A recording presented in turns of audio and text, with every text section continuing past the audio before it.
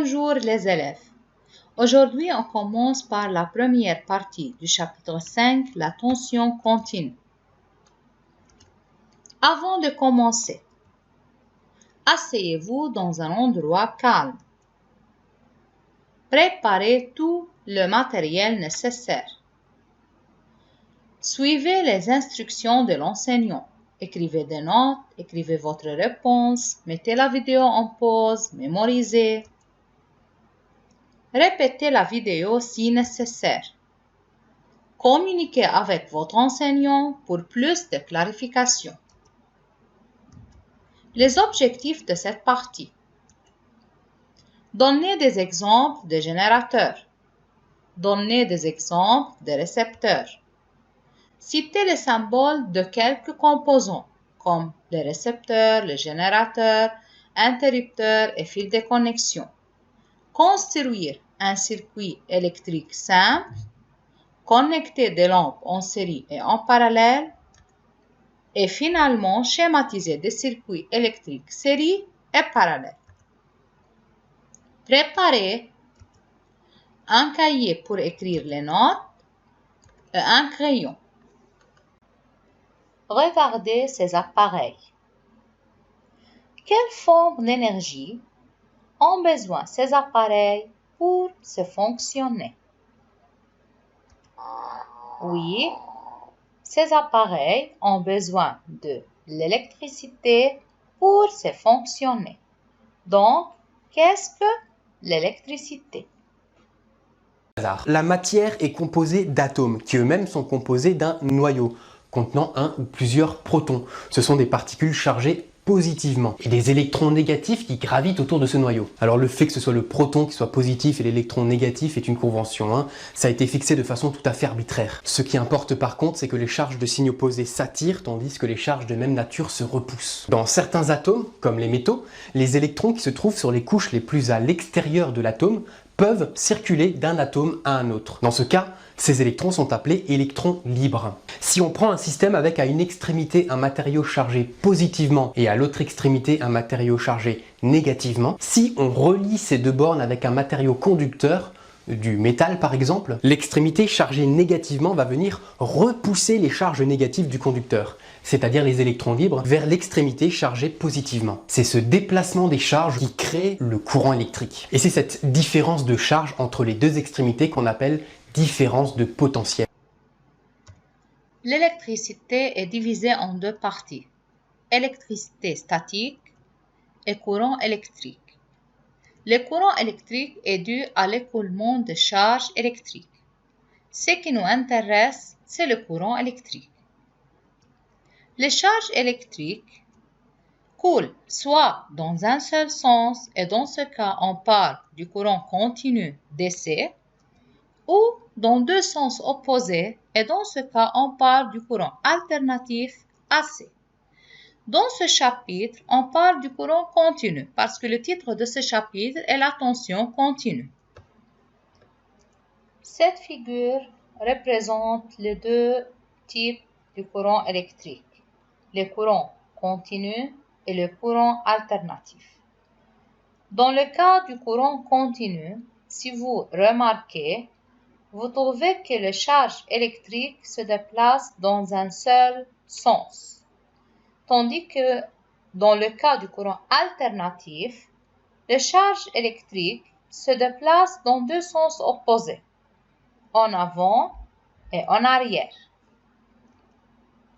Dans cette figure, les électrons se déplacent dans un seul sens, alors cette figure montre le courant continu ou DC. Maintenant, on peut poser deux questions. La première question, qu'est-ce qui provoque ces flux d'électrons? Deuxième question, quel est le devenir de ces électrons? C'est pour cela qu'on parle de générateurs et de récepteurs. Mais premièrement, on parle principalement de générateurs. Qu'est-ce qu'un générateur? Le générateur convertit les différentes formes d'énergie, quelle que soit la forme d'énergie. Cette forme est convertie à l'aide d'un générateur en énergie électrique. alors il génère, il produit l'énergie électrique. C'est pour cela qu'il est appelé générateur. Il fournit la poussée qui entraîne l'écoulement des électrons. Donc, les électrons pour s'écouler, ils ont besoin d'une poussée. Cette poussée est fournie par le générateur et cette poussée est appelée la tension. Un exemple d'un générateur du courant continu, la pile. Premièrement, pourquoi on dit que c'est un générateur du courant continu, DC? Si vous remarquez cette figure, vous remarquez que les électrons, c'est-à-dire les particules chargées négativement, se déplacent dans un seul sens. C'est pour cela qu'on dit que c'est un générateur du courant continu. La pile transforme l'énergie chimique en énergie électrique. Parce que dans la pile, il y a des substances chimiques. La réaction entre ces substances chimiques produit l'énergie chimique et la pile transforme cette énergie chimique en énergie électrique. Maintenant, remarquez de nouveau la figure. Vous regardez les particules ici qui sont chargées négativement de couleur bleue, ce sont les électrons. Et dans cette borne de la pile, les particules qui se trouvent sont de charge positive. Donc, les deux bornes de la pile ne sont pas identiques. Il y a une borne négative et une borne positive. Et parce que les deux bornes ne sont pas les mêmes, alors il y a une différence de potentiel entre ces deux bornes. Cette différence de potentiel est la tension. Plus que cette différence de potentiel est élevée, plus que la tension est élevée. Dans cette pile, la différence de potentiel est de 1,5 volts. Donc, la pile fournit la tension ou ce que nous appelons la différence de potentiel électrique en ayant deux différentes bornes, une borne négative et une borne positive. Alors, la pile, c'est un générateur du courant continu. Elle possède deux bornes, une borne négative et une borne positive. Pour reconnaître que veut dire différence de potentiel, on regarde la vidéo suivante. Le phénomène du courant électrique est très semblable au comportement d'un courant d'eau. Supposons qu'on ait deux réservoirs d'eau reliés par une conduite.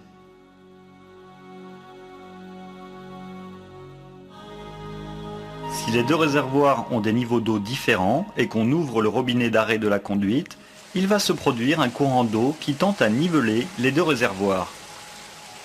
Quand les deux atteignent le même niveau, le courant s'arrête. D'une façon similaire, les charges électriques d'un élément conducteur vont passer dans un autre élément conducteur moins chargé électriquement. En électricité, on appelle cela différence de potentiel ou de tension.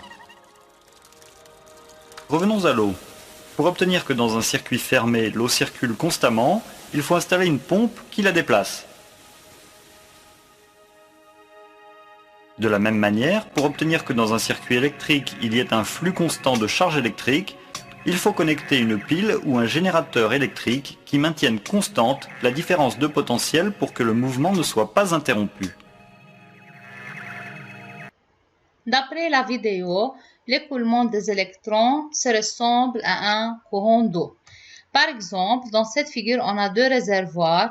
Un réservoir plein d'eau, le niveau de l'eau est élevé, et un réservoir où le niveau de l'eau est faible. Donc, l'eau passe du réservoir où le niveau est élevé vers le réservoir où le niveau est faible. De même pour les électrons qui passent de l'endroit ou de la borne de la pile où le potentiel est élevé vers la borne de la pile où le potentiel est moins élevé. Ceci provoque le courant électrique qui passe à travers les circuits électriques. Quelle est la relation entre la tension et le courant électrique? La tension est représentée par U. L'unité des mesures est le volt. Cette tension provoque les flux de charge électrique, comme montre cette figure, où les électrons ou les charges électriques se déplacent de la borne négative de la pile où le potentiel est élevé vers la borne positive de la pile où le potentiel est moins élevé. Ces flux de charge électrique provoquent le courant. Le courant est représenté par I et l'unité de mesure est l'ampère.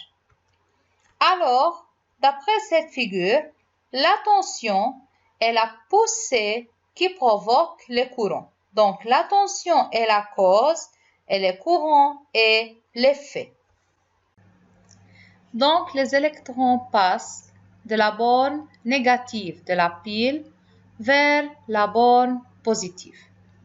Ne soyez pas surpris si vous entendez que le courant passe dans le sens inverse.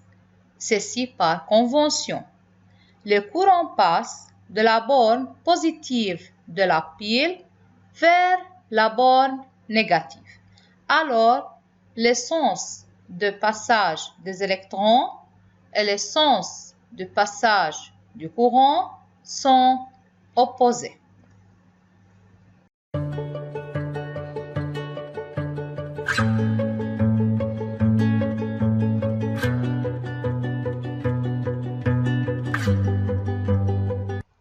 On a terminé l'explication des générateurs et maintenant on explique les récepteurs. Les générateurs génèrent les courants électriques ou génèrent l'énergie électrique, mais les récepteurs reçoivent l'énergie électrique, d'où l'appellation récepteur. Donc, les récepteurs convertissent l'énergie électrique en autre forme d'énergie quand ils sont traversés par un courant électrique. Donc, ils reçoivent l'énergie électrique et ils la convertissent en autre forme d'énergie. Exemple, la lampe. La lampe est un récepteur. Cette lampe transforme l'énergie électrique en énergie lumineuse. Et le ventilateur, encore un récepteur, qui transforme l'énergie électrique en énergie mécanique. La plupart des récepteurs portent des inscriptions qui représentent les conditions nécessaires pour qu'ils fonctionnent normalement, telles que la tension nominale. La tension nominale, comme ici 1,5 volts, c'est la tension nécessaire pour que le récepteur fonctionne normalement. C'est-à-dire, pour que cette lampe fonctionne normalement, elle a besoin de 1,5 volts. L'intensité du courant nominal est l'intensité du courant nécessaire pour que le récepteur fonctionne normalement. Par exemple, cette lampe a besoin de 1 mA pour fonctionner normalement. Donc, pour étudier le fonctionnement des récepteurs, il faut comparer la tension qui est débitée par la pile, c'est-à-dire que la tension qui traverse les bornes du récepteur, et la tension nominale.